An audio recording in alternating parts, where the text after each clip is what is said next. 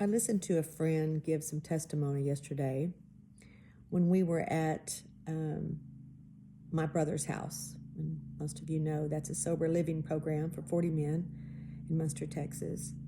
And he was speaking about recently something that happened with a job, that he had stepped out on faith and quit one job and took another job, and praying about it and thinking this is what's supposed to happen. And then he got in it and it was not anything that he'd been told. I mean, he was really deceived. And he had to do the right thing.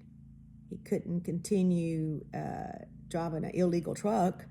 He couldn't, and he was trying to do his best. And then when he tried to stand up for what was right, he was cussed out and treated badly. But in the middle of it, it just didn't look like he thought it was going to look. And so now he's like, well, here I am. What do I do? Do I try to go back to my old job? Do I go forward? Do I find a new job? What do I do? But he said, I don't know, but I know that I'm having to just walk this thing out. I just got to do that. In other words, in AA, there's a saying that talks about just do the next right thing. And there's times in life I don't know what to do next. And he told me, I don't really know what to do. I don't really know, but I'm here today. This was the next right thing, to come here, and then even didn't know he was going to just be able to have this opportunity and speak. And before the meeting was over, there was a man there that said, thank you for sharing that, because I'm different than I was 15 minutes ago. I needed to hear what you had to say, because I'm going through a situation with a job. And you're right, brother, we just have to walk it out. I don't know why things are happening. I don't like what they're happening. But sometimes it's not sometimes, it really is the journey. We can use a lot of religious stuff, and we can also look back on testimonies, and we can tell them in a few minutes something that might have took years, or many, many painful, not just minutes, but hours or days, to tell in a short testimony the victory. Looking back, we see what God has done. But in the middle, you're just walking it out. And that's where I am today. I'm walking it out. So many things. And in these guys talk about addiction. Okay, that's one thing. But this ain't all about walking out addiction. The one day at a time business didn't originate there. Taking this one thing at a time, one day at a time, is something that goes back to the beginning of time. And it's one thing to talk theory, but walking it out is everything. And so right now, I don't really know where Gary and I's journey is. And right now, I'm having to make daily little tiny walking it out decisions. Just things. And I'm going to say this. I've got Gary blocked where he don't see my videos, because I'm talking about us, and I'm talking about very private things, very painful things. And it's definitely not to try to embarrass him, or this is just the reality. We're not the only people living with Alzheimer's. We're not the only people living with dementia. We're not only people dealing with disappointments and situations in life that are frustrating and they're uncertain. We're not the only Christians going through our own fiery trials, hellfire and brimstone, really. There's days, that's just what it is. In our soul nature, this is not some physical fire. No, it is the fire of the New Testament that he talks about, that every man's work is going to be tried by fire. But the reason is not just to, see who you are. God already knows who we are. He knows what's in us. He doesn't test us for him to see. No, he allows us to go and test for we can see. We can see more clearly. We can see ourselves. We can see things that that needs to be purified. We can see sometimes the patterns that we're doing to sabotage our witness or our happiness, our health. But also for us to see him more clearly. We see him. How do we see him? And because we might go into a situation thinking God is angry and he's judgmental and he's a father that's standing up there with a whip. No. What he's trying to get us to see is the goodness of God. He wants to see the mercy of God. He wants us to see the present help in time of trouble, God. Okay, and even if it took, the only people you ever see Jesus take a whip to, who was it? It wasn't the harlots. It wasn't the woman caught in adultery. It wasn't the tax collectors. It wasn't Peter cussing and denying him. It wasn't, no, no, no, no. It was the religious folks who thought they had it. It was the religious folks that was ripping off people and thinking they was above people. And it's just like a good parent. You're gonna have to chastise your kids when you say, you've made my father's house a den of thieves. I ain't doing this. We ain't doing this. Okay? And I trust him. I even trust him to be my disciplinary. I even trust him if he has to allow some things in my life for me to see him more clearly, for me to see me more clearly. So not to destroy me, not to cause me to have bad days, but for me to walk out this journey where I experience him. Apostle Paul said that I may know him. That word know means to be intimate with. That's not like know about. No, it's to know him. And you don't know him because of what the preacher's saying or what your parents said or what somebody else's testimony. I really only know him in my journey. I know him when I'm walking it out. But I can share with you some things about walking it out.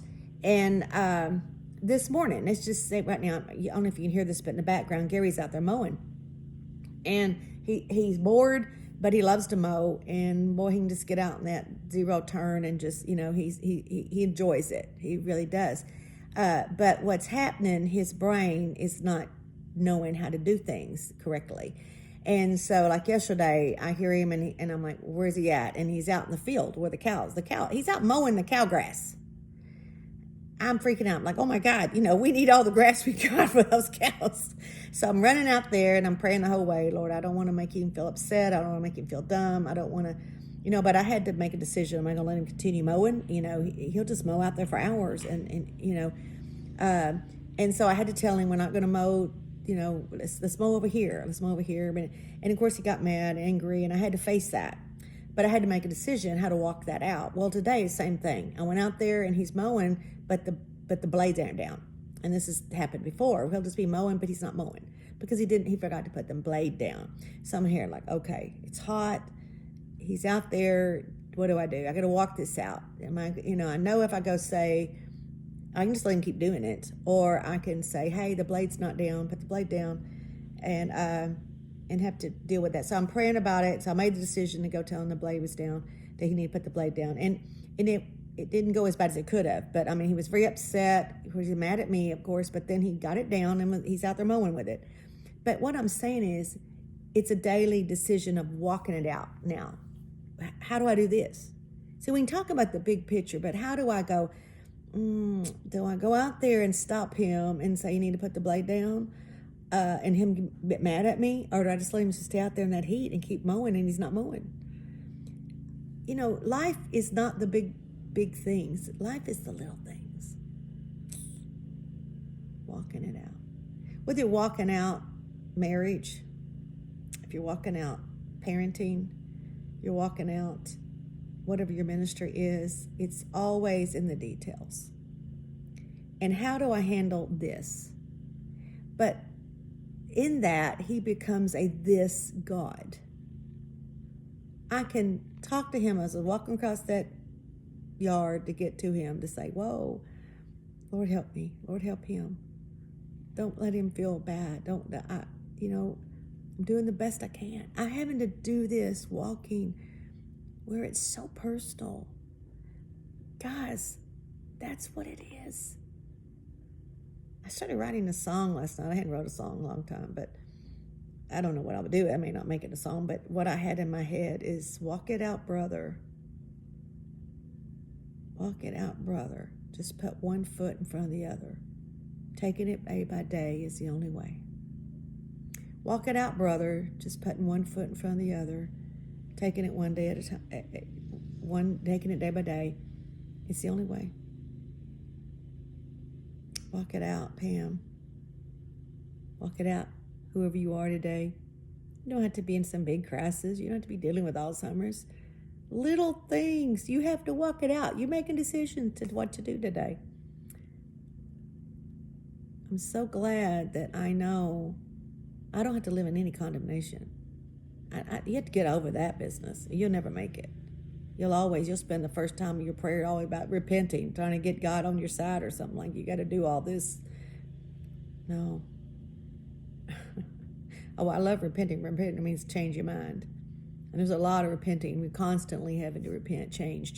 That's the growth pattern. If you ain't repenting, you're not growing. You're not changing. You're not growing. But every day I'm learning that I can. He's right here. He's right here in the little things, in the big things.